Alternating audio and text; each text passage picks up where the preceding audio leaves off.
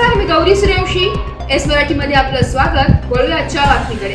रायगड जिल्ह्याला जोडणारा पुणे भोर वरंद घाटात इको गाडी 100 फूट दरीत कोसळून 1 ठार 5 जखमी झाल्यात. भोर महाड रस्त्यावर उंबरडे गावा हद्दीतील हे घटना असून ही इको गाडी महाडवरून भोरच्या दिशेने जात असताना पहाटे 5 वाजण्याच्या सुमारास गाडी चालकाचा गाडीवरील ताबा सुटल्याने हा अपघात झालाय असे पोलिसांकडून सांगण्यात आलंय.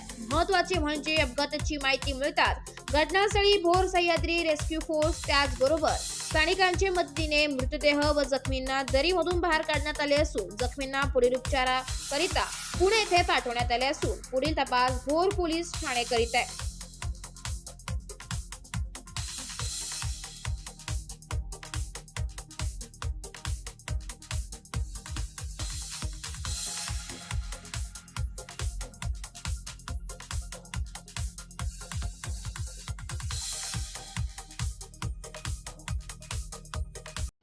एस मराठी न्यूज साठी प्रतिनिधी नितेश लोखंडे, रायगड.